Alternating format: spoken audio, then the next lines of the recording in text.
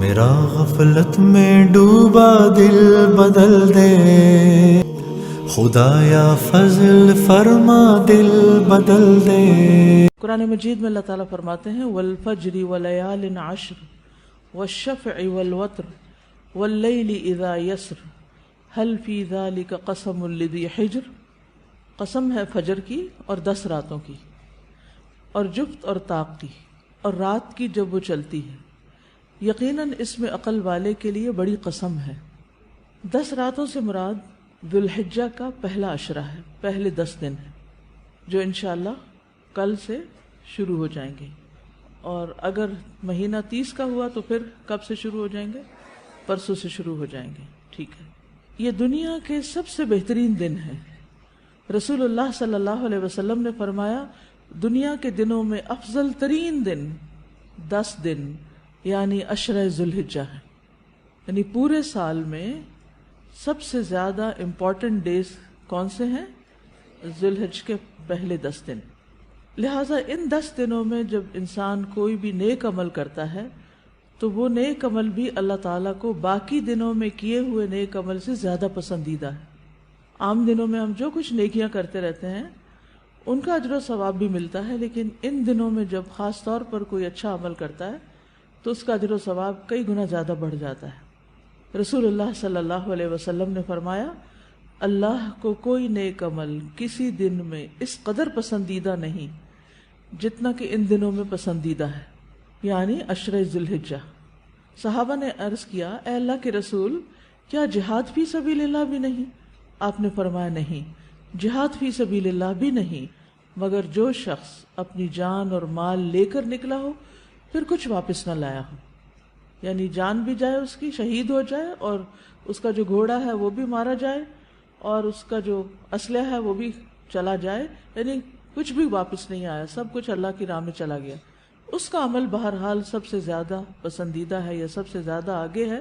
ورنہ باقی جتنے بھی لوگ جو کچھ بھی نیک کام کر رہے ہیں سال بھر میں، ان سب سے افضل ہے وہ کام جو ان 10 دنوں میں ہم کریں گے انشاءاللہ۔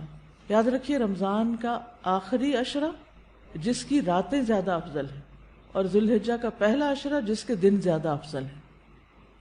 تو اس سے یہ پتہ چلتا ہے کہ ان دنوں میں انسان کو پھر خاص طور پر اچھے کاموں کی طرف رغبت کرنی چاہیے۔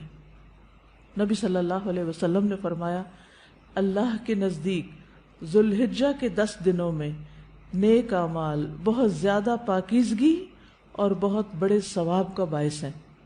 تو اس سے ہمیں 2 چیزیں ملتی، نمبر 1 پاکیزگی، ٹھیک ہے، یعنی ہمارے گناہوں کی معافی کا ذریعہ ہے، ہمارے تزکیہ کا ذریعہ ہے ان دنوں کے نیک اعمال، اور دوسرے زیادہ ثواب کا ذریعہ ہے، یعنی عام طور پر جیسے ایک نیکی کا اجر 10 گنا ہے تو ان دنوں میں کئی گنا زیادہ بڑھ جائے گا۔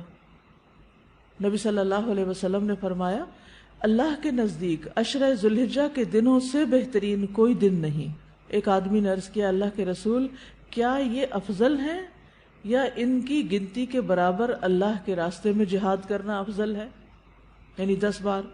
آپ نے فرمایا ان کی گنتی کے برابر اللہ کے راستے میں جہاد کرنے سے بھی زیادہ ہی افضل ہیں، سوائے اس شخص کے جس کا چہرہ مٹی میں ملا دیا گیا ہو، یعنی وہ شہید ہو گیا ہو۔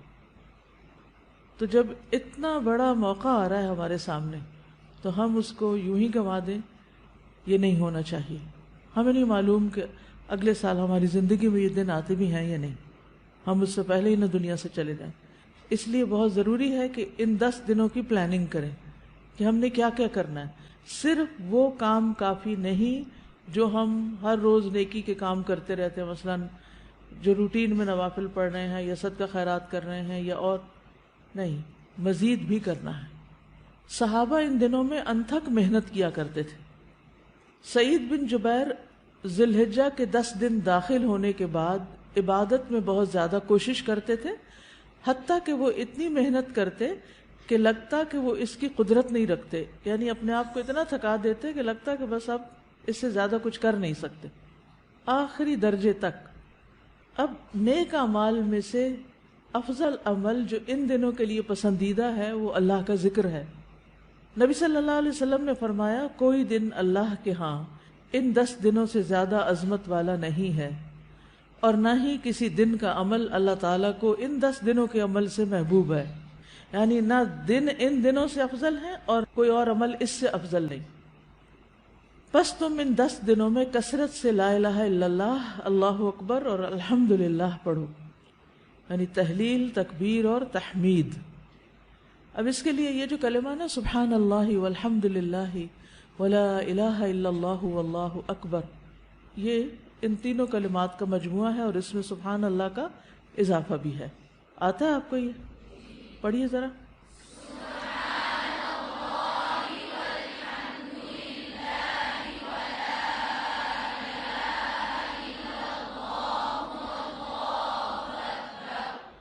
ٹھیک ہے، اسی طرح اللہ اکبر لا الہ الا اللہ واللہ اکبر وللہ الحمد۔ ٹھیک ہے، اس میں بھی تینوں چیزیں آ جاتی، الحمد بھی آ جاتی ہے، اللہ کی حمد بھی آ جاتی ہے، اور لا الہ الا اللہ اور اللہ اکبر بھی آ جاتا ہے۔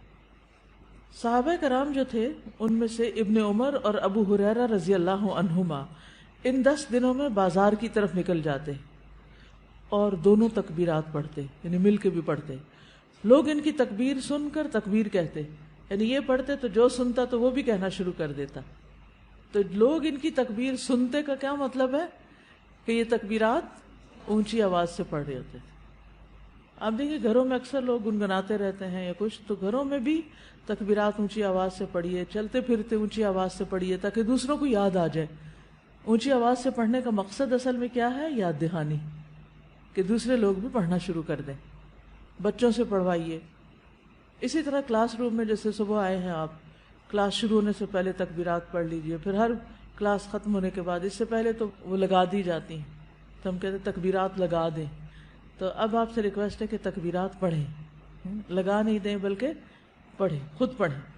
ٹھیک ہے، سننے سے بھی ریمائنڈر ہوتا ہے لیکن خود پڑھنا بھی ضروری ہے، تو خود پڑھیں۔ تو آپ سب لوگ اس کی پابندی کریں گے۔ اگر ٹیچر بھول جائے تو آپ یاد کرا دیں گے۔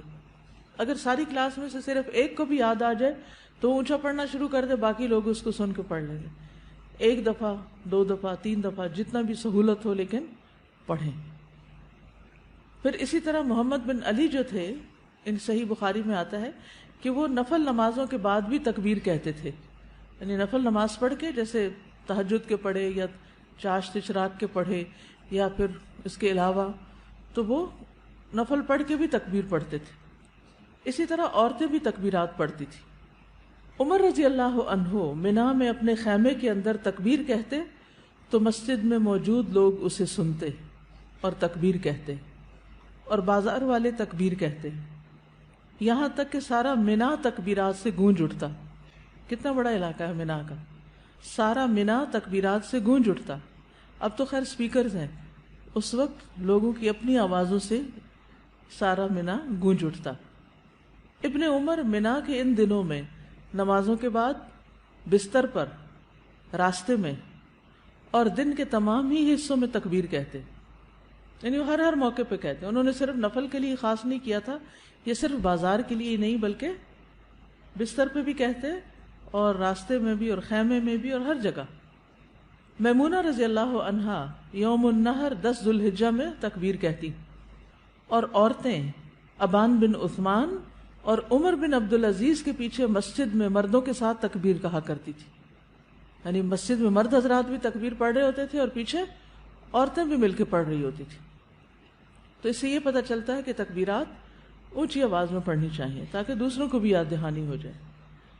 عطا بن صائب کہتے ہیں کہ میں ابو عبد الرحمن اور ابن معقل کے ساتھ نکلا اور ابو عبد الرحمن اونچی آواز سے تکبیریں کہتے جا رہے تھے، اور ان میں سے کوئی بھی آپ الفاظ پڑھ سکتے ہیں، اللہ اکبر لا الہ الا اللہ واللہ اکبر وللہ الحمد، اور اللہ اکبر وللہ الحمد، اللہ اکبر۔ اسی طرح اللہ اکبر کبیرہ اللہ اکبر و اجل اللہ اکبر وللہ الحمد، پھر اللہ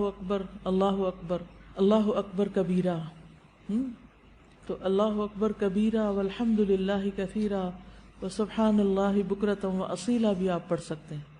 ٹھیک ہے، آخر میں اللہم اغفر لی بھی کہہ سکتے ہیں۔ دوسرا اہم کام جو ان دنوں میں کرنے کا ہے وہ 9 ذی الحجہ کا روزہ ہے۔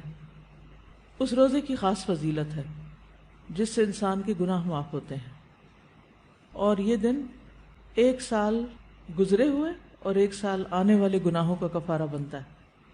لیکن اس کے علاوہ بھی آپ باقی دنوں میں روزے رکھ سکتے ہیں، خاص طور پر جن کے رمضان کے روزے رہتے ہوں وہ ان دنوں میں قضا کر لیں، جو شوال میں نہیں کر سکے، ذوالقعدہ میں نہیں کر سکے، اب ذوالحجہ میں کر لیں۔ اجر کا اجر ہے اور اپنے فرض کی ادائیگی بھی ہو جائے گی۔ شوال کے روزے تو الگ الگ رکھنے پڑتے ہیں، لیکن یہ آپ ملا کے بھی رکھ سکتے ہیں، کیونکہ ان پہلے 8 دنوں کے روزے کو مخصوص نہیں ہے، یہ ہم نفلی روزے ثواب کی خاطر رکھتے ہیں، لیکن اگر قضا رکھ لیں تو بہت اچھا ہے۔ پھر اسی طرح یہ دن حاجیوں اور غیر حاجیوں کی معافی کا دن ہے۔ کون سا دن؟ 9 ذی الحج کا دن۔ صحیح ترغیب کی حدیث ہے، نبی صلی اللہ علیہ وسلم نے فرمایا، تمہارا دوپہر کے بعد عرفات میں کھڑے ہونا تو اللہ تعالیٰ آسمان دنیا پر نازل ہوتا ہے اور فرشتوں سے تم پر فخر کرتا ہے، فرماتا ہے کہ میرے بندے میرے پاس کھلے اور گہرے راستے سے پراگندہ حالت میں آئے ہیں، یعنی تھک تھکا کے آئے ہیں، جو میری رحمت و جنت کے امیدوار ہیں، بس اگر تمہارے گناہ ریت کے ذروں یا بارش کے قطروں یا سمندر کی جھاگ برابر بھی ہوں تو میں انہیں بخش دوں گا۔ میرے بندوں لوٹ جاؤ، تم بخشے بخشائے ہو، اور ان کی بھی مغفرت ہے جن کی تم نے سفارش کی۔ یعنی جو لوگ حج پہ گئے ہوئے ہیں، اگر وہ آپ کے لیے دعا کریں تو وہاں نہ صرف یہ کہ ان کی بخشش ہوگی بلکہ باقی لوگوں کی بھی بخشش ہوگی، اور خصوصاً آگ سے رہائی کا دن ہے۔ حضرت عائشہ کہتی ہے کہ رسول اللہ صلی اللہ علیہ وسلم نے فرمایا، اللہ سبحانہ و تعالی عرفہ کے دن سے زیادہ کسی دن اپنے بندوں کو دوزخ سے آزاد نہیں کرتا، اور اللہ اپنے بندوں کے قریب ہوتا ہے۔ پھر فرشتوں کے سامنے اپنے بندوں پر فخر فرماتے ہوئے فرماتا ہے کہ یہ سارے بندے کس ارادے سے آئے ہیں، حالانکہ اللہ تعالیٰ کو خود بھی پتہ ہے، لیکن اللہ تعالیٰ خوش ہو کے ایک طرح سے پوچھتے ہیں کہ یہ کیوں آئے ہیں۔ فرشتوں کی گواہی بھی شامل ہو جاتی ہے کہ یہ سب اللہ کی بخشش حاصل کرنے کے لیے آئے۔ اور پھر ساری فضیلتیں 9 ذی الحجہ پہ ختم نہیں ہو جاتی، بلکہ 10 ذی الحجہ جو ہے، جو عید کا دن ہے، وہ بھی بڑی فضیلت والا دن ہے، اور اس دن جو بہت اہم کام کیا جاتا ہے وہ کیا ہے؟ قربانی۔ تو مجھے امید ہے کہ آپ سب نے قربانیوں کا بندوبست کر لیا ہوگا۔